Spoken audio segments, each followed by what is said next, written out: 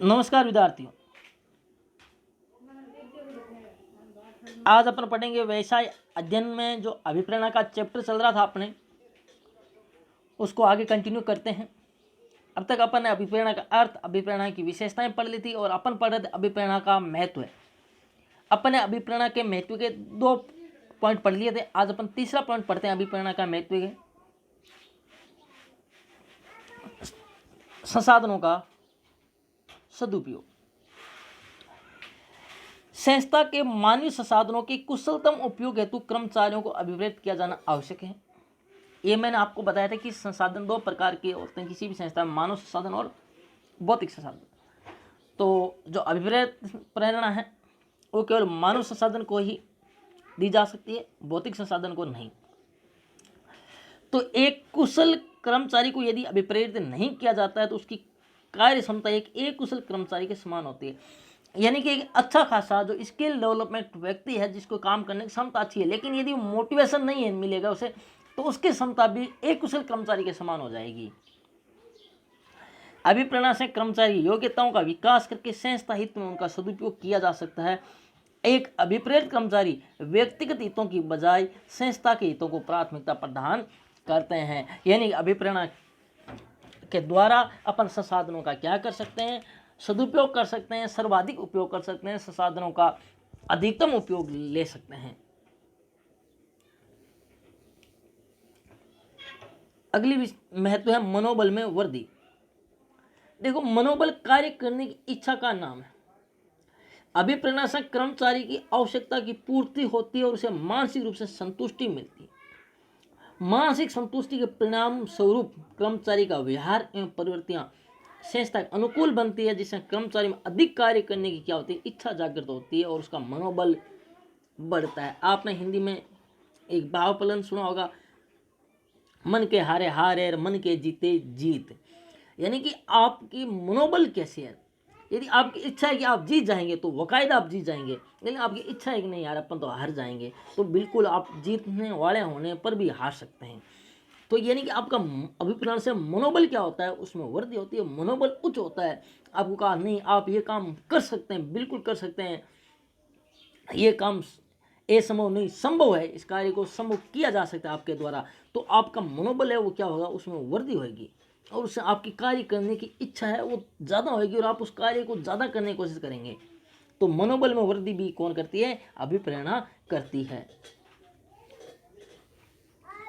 अच्छे श्रम संबंधों का निर्माण।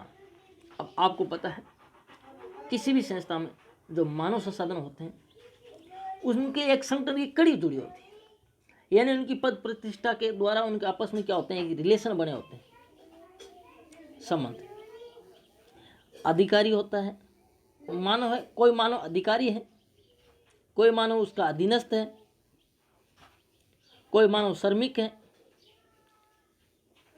तो अलग अलग स्तर के अनुसार क्या कर रहे हैं, कार्य कर रहे हैं। तो इनके मध्य भी अच्छे संबंधों का निर्माण हो। ऐसा नहीं हो कि अधिकारी को अपने अधिकारी पद का रोब हो, अधिकारी पद का रोब हो, वो अधीनस्थ के ऊपर अपना जो है अधिकार थोपे उसके ऊपर, और जो श्रमिक होते हैं उनके साथ सही ढंग से बातचीत नहीं की जाए। लेकिन इन सबसे पहले अधिकारी हैं चाहे अधीनस्थ है चाहे श्रमिक, ये क्या है, मानव है। और मानव का जो व्यवहार है सभी मानव के साथ क्या होना चाहिए, समानता का व्यवहार होना चाहिए, एक मानवीय व्यवहार होना चाहिए मानव स्वरूप। तो अभिप्रेरणा क्या करती है, देखो अभिप्रेरणा इस बात पर बल देती है कि श्रमिक मूलतः एक मनुष्य है, श्रमिक है वो भी एक मनुष्य है, अतः उसके साथ सम्मानजनक मानवीय व्यवहार किया जाना चाहिए। अभिप्रेरणा से प्रबंधकों एवं कर्मचारियों के मध्य पारस्परिक सहयोग एवं विश्वास पनपता है, जिससे कर्मचारियों की शिकायतों, नैराश्य, हताशा, हड़ताल, तालाबंदी आदि में कमी आती है और अच्छे श्रम संबंधों की स्थापना होती है। यानी कि जो अभिप्रेरणा के द्वारा है उनके जो रिलेशन है, जो श्रमिक जहाँ पर कार्यस्थल पर जो भी मानव काम कर रहे हैं उनके मध्य अच्छे संबंधों का क्या होगा, निर्माण होगा। जब कर्मचारियों में ऐसे संबंधों का निर्माण होगा, आपस में मिलजुल कर समन्वय के द्वारा कार्य करेंगे, तो सीधी सी बात है वो जो भी संस्था है उसमें शिकायतों में कमी आएगी। हड़ताल, तालाबंदी, इन सब घटनाओं से उस संस्था को गुजरना नहीं पड़ेगा और उससे संस्था क्या होगी, प्रगति की ओर अग्रसर होगी। कर्मचारी अनुपस्थिति या आवर्तन में कमी, यानी कि अगर कर्मचारी अभिप्रेत होंगे और कर्मचारी कार्यस्थल पर संतुष्ट होंगे तो कर्मचारी अनुपस्थित नहीं रहेंगे। वो सोचेंगे कि नहीं घर पे क्या करेंगे, अनुपस्थित नहीं रहेंगे। वो क्या कि उस संस्था के कार्यस्थल पर, वर्किंग साइट पर आना चाहेंगे, क्योंकि वहाँ पर उनको कार्यस्थल पर अच्छा व्यवहार है, अच्छी व्यवस्थाएं मिल रही है। वो मतलब वहाँ पर अपने आप को संतुष्ट महसूस करते हैं। तो इससे क्या है कि कर्मचारी अनुपस्थिति एवं उसके टर्नओवर में क्या आएगी, कमी आएगी। अभिप्रेत कर्मचारी अपने कार्य एवं वातावरण से संतुष्ट होते हैं, कार्य एवं लक्ष्यों को प्राप्त करने में अपना सकारात्मक सहयोग देते हैं, जिससे कर्मचारी अनुपस्थिति में क्या आती है, कमी आती है। और अभिप्रेत कर्मचारी स्थायी रूप से संस्था बने रहते हैं, जिससे श्रम आवर्तन दर में भी क्या आती है, कमी आएगी। यानी कि जो लेबर टर्नओवर रेशियो उसमें भी कमी आएगी। रेट में कैसे कमी आएगी, देखो मैं आपको एग्जाम्पल के थ्रू बताता हूँ। मान लो किसी संस्था के अंदर 5 कर्मचारी काम कर रहे हैं। कितने कर्मचारी कर रहे हैं, 5 कर्मचारी कर रहे हैं। यदि मोटिवेशन नहीं है उसके कारण मान लो आज के दिन में 3 कर्मचारी अब्सेंट हो गए, तो कर्मचारी कितना है, 2 कर्मचारी काम पर आए। 2 कर्मचारी काम पर आए, उसके कारण जो ये उत्पादन करते थे वो उत्पादन क्या हुआ, कम हुआ। मान लो उत्पादन 10 यूनिट हुआ, जो 50 यूनिट होना चाहिए वो उत्पादन 10 यूनिट हुआ। इसके कारण 10 यूनिट उत्पादन हुआ, इसके कारण इसकी रेट क्या हो जाएगी, बढ़ जाएगी, इसकी लागत बढ़ जाएगी। अब अगर कर्मचारी रेगुलर आएंगे, नियमित आएंगे, 500 के 500 कर्मचारी मोटिवेशन है, रोजाना आते हैं, संस्था में अच्छा स्थल है, इनको अच्छे पानी की सुविधा है, कैंटीन की सुविधा है, आवास की व्यवस्था है, तो ये श्रमिक है जो अनुपस्थित नहीं रहेंगे, यानी स्थायी रूप से संस्था में रहेंगे। और मान लो 50 यूनिट का उत्पादन किया जाए, जब ये 50 यूनिट का उत्पादन करेंगे तो दर में क्या आएगी, इसकी रेट में क्या आएगी, कमी आएगी। यानी कि उत्पादन अधिक हो रहा है, संतुष्ट है, तो दर में क्या आएगी, कमी आएगी। तो कर्मचारी अनुपस्थिति में वो श्रम आवर्तन दर में क्या आती है, कमी आती है, जिससे संस्था है वो ऊंचाइयों की ओर बढ़ती है। इस प्रकार एक अच्छी एवं सुदृढ़ अभिप्रेरण व्यवस्था से कर्मचारी अनुपस्थिति एवं आवर्तन में क्या लाई जा सकती है, कमी लाई जा सकती है। अब आगे का मैं तो पढ़ते हैं प्रबंध के कार्यों का आधार। प्रबंध के कार्यों में आपने पढ़ा होगा, प्रबंध के कार्यों में देखो नियोजन, संगठन, नियुक्तिकरण, निर्देशन, नियंत्रण, ये सब प्रबंध के कार्य हैं। इन प्रबंध के कार्यों का आधार अभिप्रेरणा को माना जाता है। क्यों, क्योंकि प्रत्येक कार्य के लिए आदमी के अंदर क्या होना चाहिए, अभिप्रेरणा होनी चाहिए। यानी कि व्यक्ति है, कर्मचारी क्या होना चाहिए, अभिप्रेरित होनी चाहिए। अगर वो अभिप्रेरित नहीं होंगे तो किसी भी कार्य को सफलतापूर्वक नहीं कर पाएंगे। प्रबंध के विभिन्न कार्यों जैसे नियोजन, संगठन, समन्वय, निर्देशन, नियंत्रण आदि को संपन्न करने के लिए अभिप्रेरणा आवश्यक है। यदि कर्मचारियों को अभिप्रेरित नहीं किया गया तो प्रबंध के वही आधारभूत कार्यों का निष्पादन उचित ढंग से नहीं कर पाएंगे। ब्रीच के शब्दों में अभिप्रेरण की समस्या प्रबंध कार्यवाही की पूंजी है।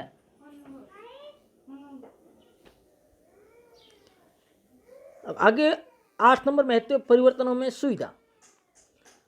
देखो परिवर्तन में सुविधा, सामान्य कर्मचारियों का परिवर्तन के प्रति क्या किया जाता है, नकारात्मक सोच रहती है। वे अपने इस नकारात्मक रवैये के कारण परिवर्तनों का क्या करते हैं, विरोध करते हैं। वो चाहते नहीं कि संस्था में किसी भी प्रकार के परिवर्तन किया जाए। अभिप्रेरणा के द्वारा कर्मचारियों इस नकारात्मक चिंतन को सकारात्मक चिंतन में परिवर्तित करने में सरलता एवं सुगमता रहती है। परिणामतः वर्तमान समय में तेज गति से होने वाले तकनीकी परिवर्तन, विषय वस्तु परिवर्तन आदि को कर्मचारी सहजता से स्वीकार कर लेता है।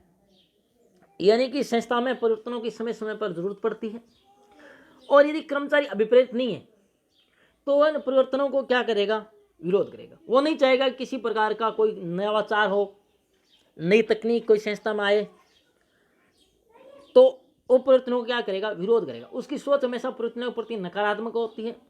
कर्मचारी चाहते हैं कि अगर परिवर्तन होंगे तो उनका नुकसान होगा, ना कि उनका फायदा। तो अभिप्रेरणा के द्वारा कर्मचारियों की सोच को सकारात्मक सोच में बदला जा सकता है, जिसके कारण वो परिवर्तनों का विरोध नहीं करेंगे, वो परिवर्तनों का क्या करेंगे, खुल करके स्वागत करेंगे। समूह भावना का विकास। अभिप्रेरणा की क्रियान्विति से कर्मचारी संतुष्ट एवं लाभान्वित होते हैं तथा उनके मध्य स्नेह, सहयोग एवं सामंजस्य की भावना का विकास होता है।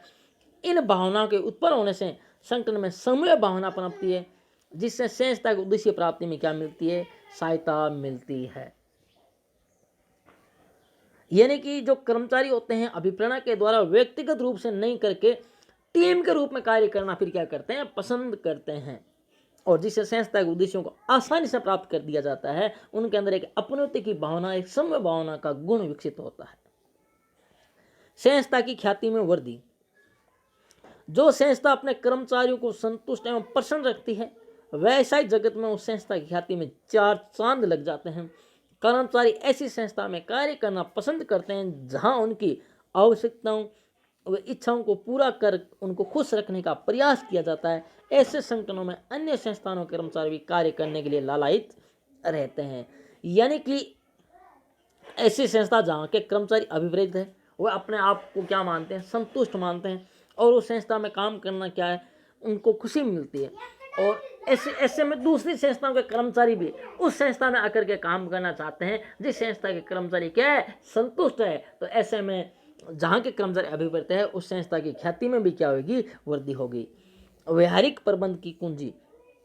तो EFL ब्रिज के शब्दों में अभिप्रेरणा व्यवहारिक प्रबंध की एक कुंजी है, निष्पादित रूप से प्रबंध का एक महत्वपूर्ण कार्य है। सभी प्रबंध के कार्यों में अभिप्रेरणा की क्रियान्विति आवश्यक है। यानी प्रबंध का कोई सा भी कार्य हो, चाहे नियोजन हो, संगठन हो, नियंत्रण हो, निर्देशन हो, सभी में क्या आवश्यक है, अभिप्रेरणा आवश्यक है। अभिप्रेरणा के क्रियान्वयन से ही प्रबंध के कार्यों में क्या लाई जा सकती है, गति लाई जा सकती है। यानी प्रबंध के कार्यों को तेजी से करने के लिए प्रबंध के कार्यों में अभिप्रेरणा का होना नितांत आवश्यक है।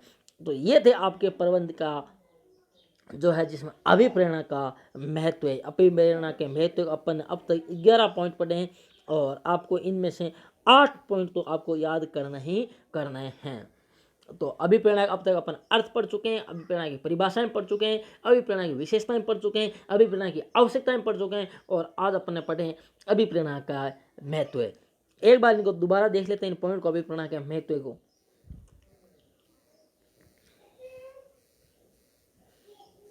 नंबर 1 अपने पढ़ा, निर्धारित लक्ष्यों की प्राप्ति में सहायक। यानी अभिप्रेरणा के द्वारा किसी भी संस्था के जो लक्ष्य निर्धारित होते हैं उनको प्राप्त करने में आसानी रहती है। नंबर 2 अपने देखा कि कार्य संतुष्टि अभिवृद्धि, यानी कि अभिप्रेरणा के द्वारा जो कर्मचारी काम कर रहे हैं उनको संतुष्टि मिलती है। नंबर 3 अपने देखा संसाधनों का सदुपयोग, यानी कि संसाधनों का अधिकतम उपयोग अभिप्रेरणा के द्वारा किया जा सकता है। नंबर अपने 4 देखा मनोबल में वृद्धि, यानी कि कर्मचारियों की जब आवश्यकताएं संतुष्ट हो जाती हैं तो उनके मनोबल में भी क्या होती है, वृद्धि होती है। अच्छे श्रम संबंधों का निर्माण अभिप्रेरणा के द्वारा कर्मचारियों, अधिकारियों, अधीनस्थों में क्या किया जा सकता है, अच्छे श्रम संबंधों का निर्माण किया जा सकता है। और मैंने बताया कि जब कर्मचारी अभिप्रेत होंगे तो संस्था में रेगुलर आएंगे, इसमें कर्मचारी अनुपस्थिति और श्रम आवर्तन दर में क्या आएगी, कमी आएगी। इसके अलावा अपने देखा कि प्रबंध के कार्यों का आधार, यानी प्रबंध के कार्यों, नियोजन, संगठन, नियंत्रण, निर्देशन, इन सभी कार्यों का आधार क्या है, अभिप्रेरणा है। और अपने देखा कि अभिप्रेत कर्मचारी है वो परिवर्तनों को क्या करेंगे, स्वागत करेंगे, इसलिए परिवर्तनों में भी सुविधा रहेगी किसी भी संस्था को। समूह भावना का विकास अभिप्रेरणा के द्वारा कर्मचारियों में टीम स्पिरिट, यानी समूह भावना का विकास किया जा सकता है, और संस्था की ख्याति में वृद्धि होगी अभिप्रेरणा के द्वारा। इसके अलावा व्यवहारिक प्रबंध की कुंजी। तो ये था आपके अभिप्रेरणा का महत्व है। अब अपन आगे जानते हैं अभिप्रेरणा की तकनीकें, कि किन किन तकनीकों के द्वारा, किन टेक्निक के द्वारा अपन मोटिवेशन कर सकते हैं कर्मचारियों का। यानी आपने ये तो जान लिया कि अभिप्रेरणा क्या होता है, अभिप्रेरणा की, लेकिन अब आपको ये जानना है कि अभिप्रेरणा कैसे करें। जैसे कि आपने कई बार वीडियो भी देखे होंगे, कई बार आपको एग्जाम के समय मोटिवेशन भी किया जाता है, मोटिवेशनल आपने स्पीकर भी देखे होंगे, मोटिवेशन आपने स्पीच भी सुने होंगे, अध्यापकों द्वारा, निदेशकों द्वारा आपको एग्जाम के समय में मोटिवेशन दिया जाता है। कई बार आपने यूट्यूब पर मोटिवेशन वीडियो देखे होंगे, मोटिवेशन स्पीच देखे होंगे, मोटिवेशन कई जो होते हैं मोटिवेशनल स्पीकर का काम करते हैं। पढ़ाई के समय भी मोटिवेशन की बहुत ज़रूरत पड़ती है, जब पढ़ते पढ़ते आपको मन नहीं लगता उसमें मोटिवेशन की सख्त जरूरत होती है, काम में मोटिवेशन की ज़रूरत होती है। तो कौन सी तकनीकें जिनके द्वारा अपन मोटिवेशन कर सकें, उनको अभिप्रेरित कर सकें, अपन इसके बारे में जानेंगे। कर्मचारियों को अभिप्रेरित करने के लिए विभिन्न साधनों एवं विविध तकनीकों को हमें लिया जाता है। अध्ययन के दृष्टिकोण से इन तकनीकों को अपन दो भागों में बांटते हैं। मैंने आपको बताया था वित्तीय तकनीकें और अवित्तीय तकनीकें, वित्तीय तकनीकें और अवित्तीय तकनीकें। अब अपन जानते हैं वित्तीय तकनीकें,